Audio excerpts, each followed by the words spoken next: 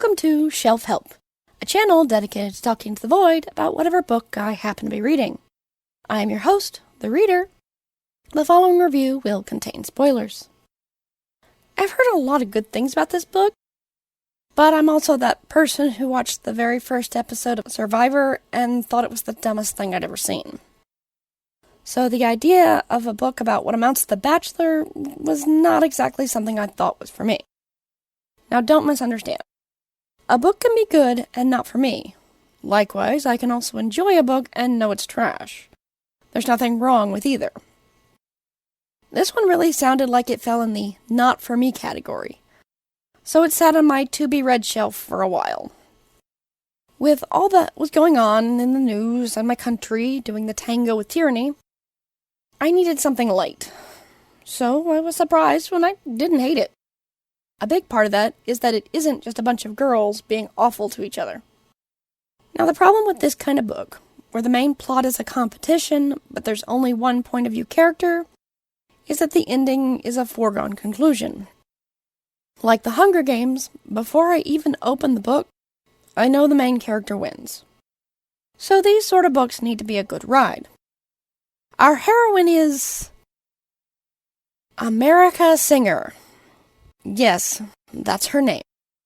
Yes, it is a lot on the nose. I'm going to call her Mare, because it's most of the characters do, and to avoid confusion. Mare lives in Elia, in the province of Carolina. Elia was once the United States of America, but after 2 more world wars and some deliberately murky events, it became part of China, and then broke away, and there's still a war. There are no history books, even though there are textbooks for every other subject. Curious. On the inside, Elia is split into castes, numbering 1 through 8. 1 are the royalty and their immediate family. 2s and 3s are the upper class. We don't see much of these, but I assume they contain politicians and business owners.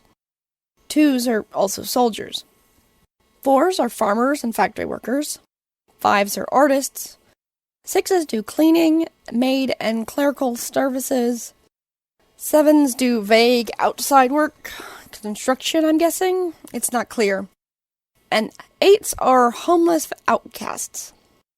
You're born into your caste, though you can move up and down. Women can marry and join their husband's caste.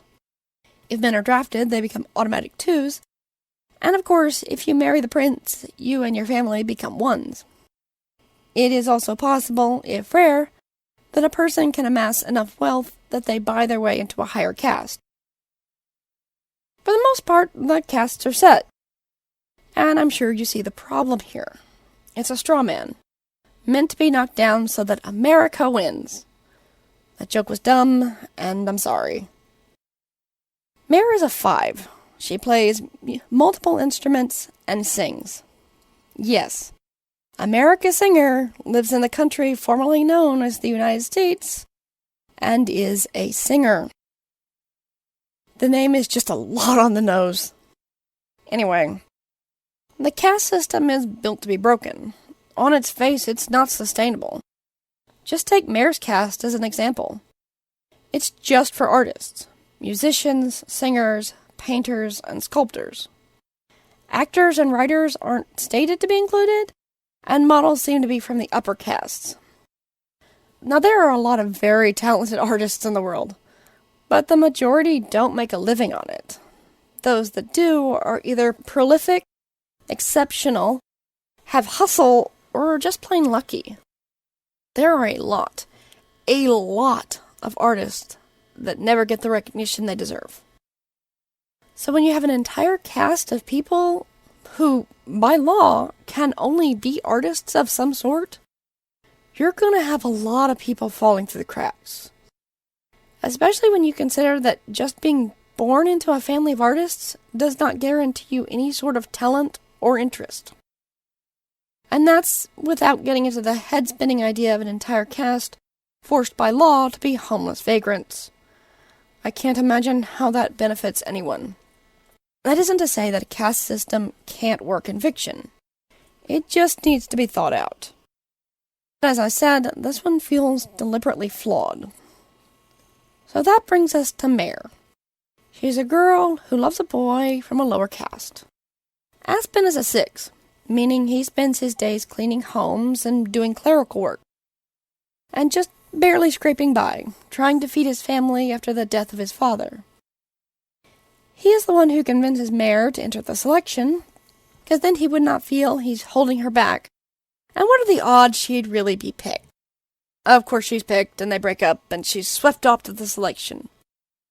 Mare is an appealing character because she's who we all hope we would be in this situation. She takes time for the people who came to see her off. She sticks with a more natural look instead of a full makeover. She's nervous but shows poise in front of the cameras. She's kind to her fellow contestants and tries to make friends instead of enemies. Naturally, she wins the prince's heart. That isn't to say there isn't politics. It's revealed early that the selection isn't as much of a lottery as it's billed to be. The girls are all reasonably attractive, and many have strategic political advantages. Even Mare speaks multiple languages. It's obvious from the spread of the selection that most of the girls are from the upper castes. There are no 6, 7s, or 8s. There's also an issue with rebels. We don't actually see them, though they attack twice. The prince speculates that they are 2 distinct groups with different goals, though he does not know what those goals are. I'm also a little impressed that when Aspen shows back up, because that's how these stories always go, it wasn't as a rebel. I also appreciate how Mare handles the situation. It's a refreshing dodge of a situation that usually ends up full of petty drama. I'm gonna put this on my second shelf. It's not deep. The politics of the world are weak, and the ultimate end is predictable. But it's a fun ride.